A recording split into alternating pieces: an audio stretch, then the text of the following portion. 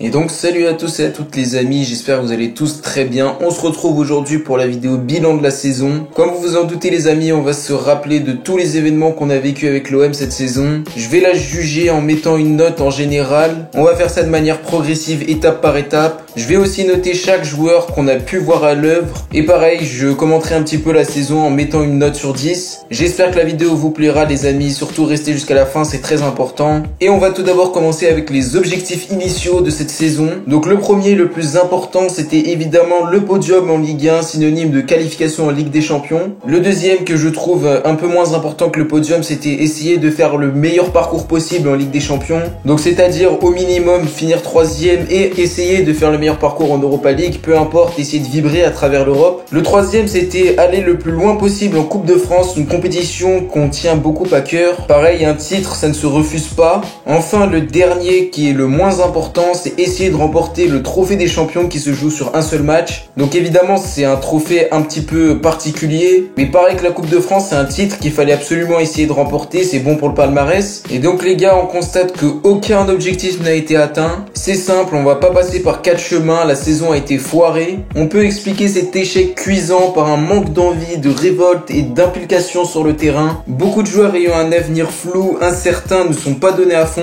Pas mal d'entre eux aussi n'ont pas assumé leurs responsabilités dans les matchs où il fallait les assumer. En bref, on peut expliquer cet échec par un manque de niveau et un mauvais état d'esprit. Au final, on termine 5e avec seulement 60 petits points et à plus de 14 points d'écart avec le 4e, donc Lyon. En Ligue des Champions, 4e, 5 défaites et une petite victoire contre l'Olympiakos. Et comment oublier cette défaite humiliante contre Canet-Roussillon en Coupe de France? Après le Grenoble Foot 38, Andrézieux et encore plein d'autres équipes amateurs, on échoue contre des N2. Bref, on n'y était clairement pas et ce, peu importe la compétition. Comme pas mal de fois ces 5 dernières années, on se sent mal dans notre peau en tant que Marseillais. Des joueurs qui n'ont pas respecté notre devise comme ils l'auraient dû. D'ailleurs, si on parle de jeu, c'est très faible. En général, on va dire avant l'arrivée de Sampaoli qui a un petit peu amélioré les choses, on était très faible offensivement. On avait toujours cette tendance de nous faire peur tout seul, on reculait sous l'ère AVB et avec Nasser Largué comme intérim. Un coaching que j'ai trouvé très mauvais avant l'arrivée de Sampaoli. Les joueurs ne couraient pas assez, il suffit juste de regarder la différence entre un match avec Sampaoli et un match avec Villas-Boas. On comprend vite que la manière dont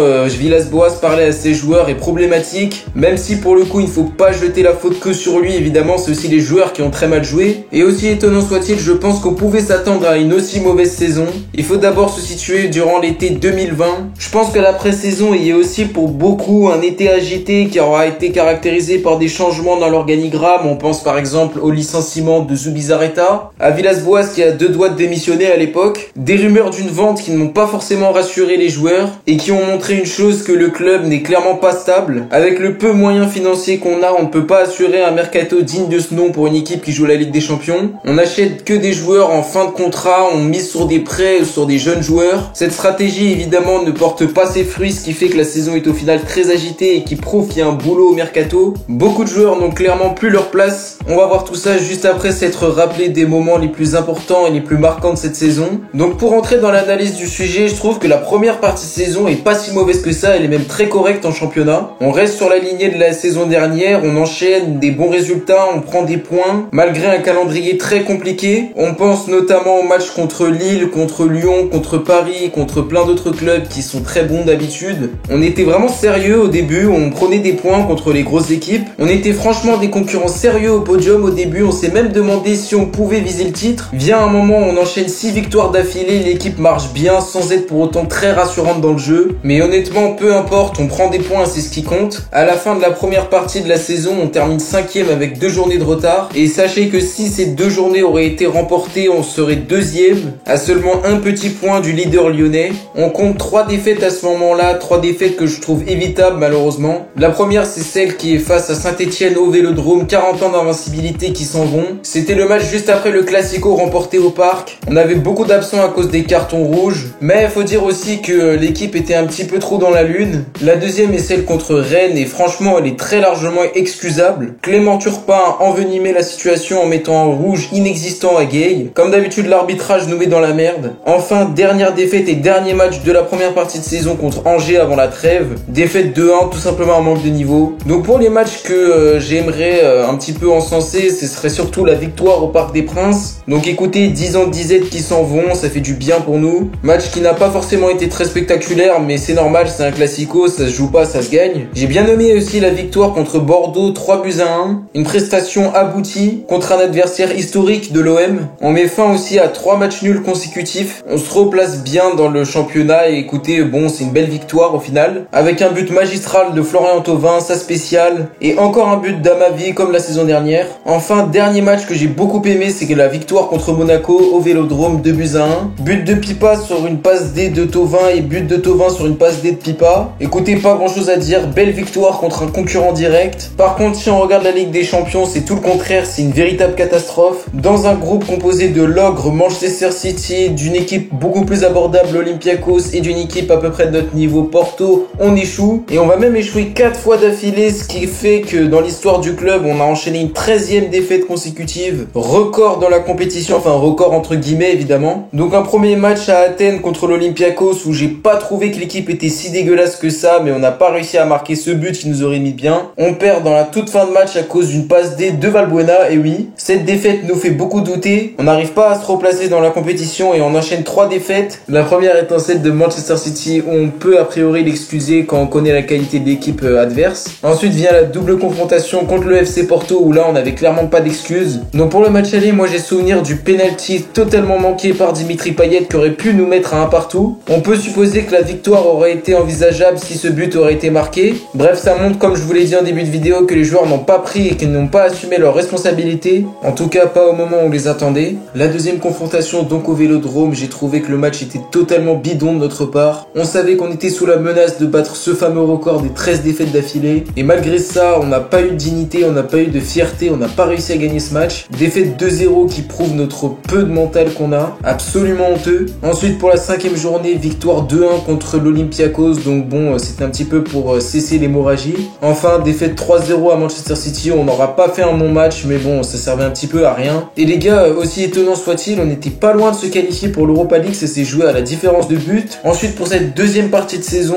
c'est là où tout a chuté. On n'a pas su se remettre dans le bain. On a enchaîné les défaites et on a perdu pied dans toutes les compétitions possibles. Tout d'abord en Ligue 1 où il faut souligner cette défaite contre Nîmes à domicile, le nul contre Dijon, etc. Beaucoup de scores qui sont inacceptables. Viendra ensuite la défaite contre Monaco, 3-1 qui va entraîner la démission de Villas-Boas. Le coach nous fait une Bielsa, il annonce sa démission en pleine conférence de presse, c'est le choc. L'effectif est complètement chamboulé, les joueurs comprennent que c'est la merde à tout point de vue dans le club. En situation d'urgence, Nasser Largué va le remplacer et va se prendre comme intérim. Donc écoutez, un intérim qui aura été peu réussi, seulement une petite victoire contre Nice, 3-2 et une fameuse élimination en Coupe de France contre Canet-Roussillon. L'OM est au fond du trou. Nasser Largué quitte le club par la toute petite porte, malgré après avoir réussi à un petit peu stabiliser le tout, mais bon, sans pour autant être incroyable. Après l'arrivée de Sampaoli, c'est d'un seul coup beaucoup mieux à mon avis. Sa priorité est d'abord d'instaurer un réel état d'esprit dans cette équipe complètement perdue. Il va très bien y parvenir et c'est ça qui va nous encourager pour la prochaine saison.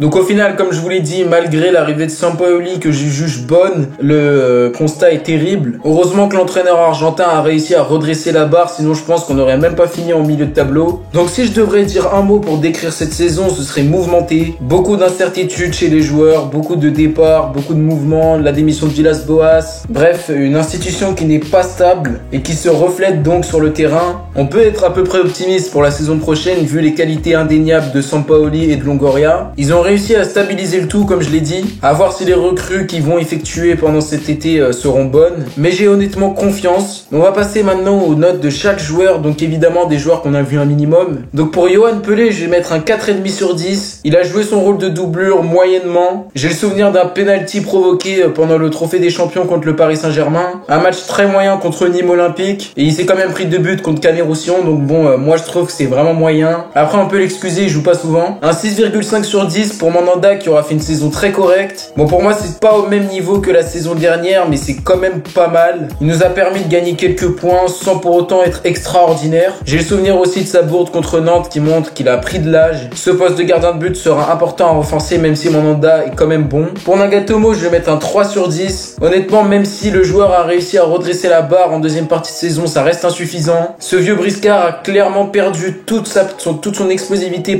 qu'il avait à l'Inter. Il affiche cependant un bel état d'esprit en cette fin de saison, ce qui a remonté un petit peu sa note, mais clairement pas assez pour avoir la moyenne. En ce qui concerne Amavi, donc le joueur a été blessé pendant une grosse partie de la saison, mais sur le peu de temps qu'il a joué, je trouve qu'il a été très bon. Donc je vais lui mettre un 7 sur 10. Écoutez, belle saison enfin sa belle première partie de saison plutôt. Il a affiché vraiment un niveau digne de l'équipe de France et il faut qu'il continue comme ça l'année prochaine. Maintenant pour Leonardo Balerdi, la recrue, je vais mettre un 5 sur 10, c'est moyen. Donc écoutez, moi je l'ai pas trouvé très bon avec Villas-Boas, il a eu du mal au début. Il faisait souvent des fautes un peu inutiles et manquait cruellement de confiance à mon avis. Mais avec Sampaoli, il a clairement haussé son niveau de jeu. C'est peut-être l'entente entre les Argentins, mais moi je suis pour le voir rester la saison prochaine. Je trouve qu'il est prometteur quand même. Ça sauve la note et c'est pour ça que je lui mets 5 sur 10. Donc pour Alvaro, moi je sais qu'il y a beaucoup de gens qui aiment bien le tailler, mais moi j'ai bien aimé sa saison honnêtement. C'est pour ça que je lui vais mettre un 5,5 sur 10. Donc sans pour autant être extraordinaire, j'ai trouvé que sa voix était importante. Il a été décisif à certains matchs, même s'il est très largement perfectible. J'ai par exemple le souvenir qu'il nous sauve du 3e but contre Canet-Roussillon. Donc voilà, il a réussi un petit peu à baisser la note, on va dire.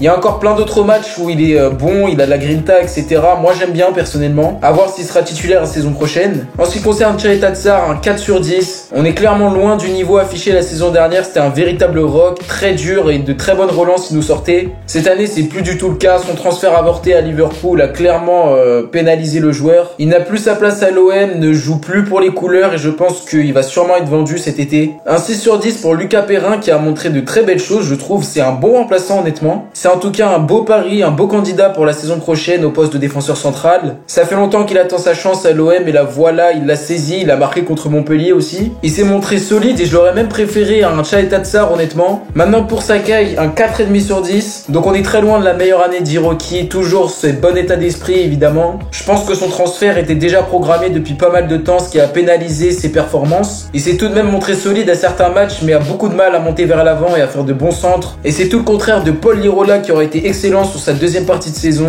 Je lui attribue la note de 8 sur 10, extrêmement porté vers l'avance. Je pense personnellement que c'est le meilleur latéral droit de Ligue 1. Il montre des qualités évidentes, techniques, rapides, extrêmement bon défensivement aussi. Il est très endurant, fait beaucoup d'allers-retours et vraiment j'ai bien aimé, il faut absolument le conserver. Maintenant au poste de milieu de terrain, Boubacar Kamara, ce sera un 8 sur 10. Toujours très régulier depuis le début de saison, le minot nous montre l'étendue de son talent. Il a été très bon et je pense qu'il va sûrement être vendu cet été. Maintenant pour son compère en tant que milieu défensif, 7 sur 10 pour Pape Gueye. Donc moi je suis très satisfait honnêtement de Pape Gueye, même si en fin de saison il a un petit peu baissé le régime. C'est un très bon joueur, il vient de Ligue 2 et c'est une belle promesse pour l'avenir. Son seul petit défaut, je trouve qu'il va trop vers l'arrière et qu'il prend pas assez de risques à mon avis. Mais ça reste très encourageant. Maintenant pour Cuisance, un 3 sur 10, vraiment très déçu de sa saison. J'attendais beaucoup mieux de Cuisance, pas grand chose à dire, le joueur n'a strictement rien apporté malgré des débuts un petit peu corrects on va dire. 4 sur 10 pour Rongier qui aura été plutôt correct en général mais qui aura du mal à sortir de belles pertes dans les matchs où on l'attendait. Pareil que Balerdi, beaucoup de fautes inutiles. J'ai le souvenir d'un très mauvais match contre Manchester City, une passe en retrait mal assurée qui coûte l'ouverture du score pour les Citizens. Il nous a souvent mis en difficulté et honnêtement il va falloir qu'il se reprenne la saison prochaine. Un 2 sur 10 pour Encham qui vraiment j'ai rien à dire honnêtement. Il a très peu joué et les seuls moments où il a joué il n'a rien apporté du tout. Il est d'ailleurs la cause de la démission de Villas-Boas et on peut vraiment le comprendre. Alors là j'ai une petite anecdote, je sais pas si vous vous rappelez, on joue contre Montpellier, on mène 3-2, on le fait rentrer à la toute dernière minute. On lui demande juste de conserver la balle, de conserver le score, donc il n'y arrive même pas, voilà, bravo Encham. Donc évidemment ça dégage. Un 5 sur 10 pour Sanson qui aura joué une première partie de saison moyenne. Alors moi je m'en souviens, il courait beaucoup pour pas grand chose en réalité. Il était trop brouillon honnêtement et était très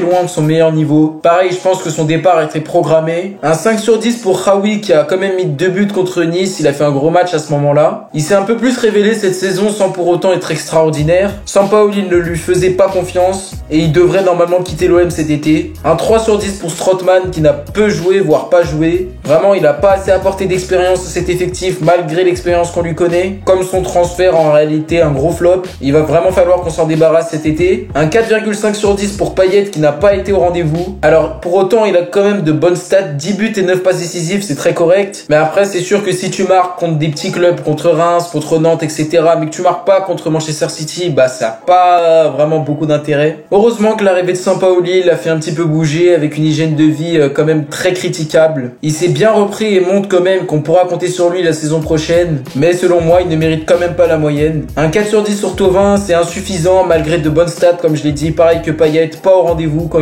il le fallait. Un 3,5 sur 10 sur Benedetto qui aura fait une mauvaise saison, seulement 6 petits buts, donc pas grand chose à dire, pareil, pas au rendez-vous quand il les fallait, il a été invisible à beaucoup de rencontres honnêtement. C'est pour ça qu'on a décidé de recruter Milik où là je mets un 8 sur 10, toujours au niveau quand on lui a demandé, triplé contre Angers, 10 buts en une partie de saison. Il a mis plus de buts que Benedetto et Germain réunis et il est l'un des meilleurs buteurs du club cette saison, donc très impressionnant de sa part. Il faut impérativement le conserver parce que je sais pas si on va trouver au même niveau que lui. Maintenant concernant Germain, 2 sur 10, 3 petits buts, extrêmement mauvaise saison, ça dégage. Un 7,5 sur 10 pour Enrique qui aura montré un beau visage de belle qualité en fin de saison. Sampaoli le faisait jouer contrairement à Villas-Boas qu'il avait mis au placard. Il sera très attendu la saison prochaine je pense. À lui de confirmer les espoirs placés en lui, mais honnêtement je crois en lui personnellement. Un 7,5 sur 10 pour Dieng qui aura été une belle surprise lui aussi. Beaucoup d'entrées décisives, un but contre Auxerre en Coupe de France, un penalty provoqué contre Angers. Il montre de très belles qualités et si vous regardez souvent mes vidéos Mercato, on a vu qu'il pourrait quitter l'OM. Je n'espère pas que ça va se passer honnêtement. Un 5 sur 10 pour Marley Aké qui aura fait quelques entrées un petit peu intéressantes sans pour autant être extraordinaire. Enfin pour terminer cette vidéo, un 4,5 sur 10 pour Radonjic. Donc écoutez, le joueur a montré pas mal de bonnes choses on va dire vers la fin avant son transfert au Hertha Berlin. Mais sinon sa première partie de saison c'est très insuffisant. Pareil c'est un flop et honnêtement je le vends. Je ne lui fais pas très confiance, il est peu régulier et c'est clairement pas assez. Mais je lui mets quand même un petit 4,5 sur 10 parce qu'il aura montré de belles performances avant de partir au Hertha Berlin. Donc maintenant concernant la saison je vais mettre un 4 sur 10. Comme je l'ai dit, aucun objectif n'a été atteint, aucun joueur n'a été réellement au niveau. À part évidemment Milik, Lirola et Camara. D'ailleurs n'hésitez pas à me dire en commentaire pour vous qui a été le meilleur Olympien de cette saison. Qu'est-ce que vous pensez de cette saison en général? Parce que les gars on va déjà se quitter, la vidéo aura été très longue. Ça me paraissait important de faire un état des lieux, de donner mon avis sur cette saison qui aura été très mouvementée comme je l'ai dit. Ciao, on se retrouve très vite pour une nouvelle vidéo. Allez l'OM, c'était Kalash, ciao à tous.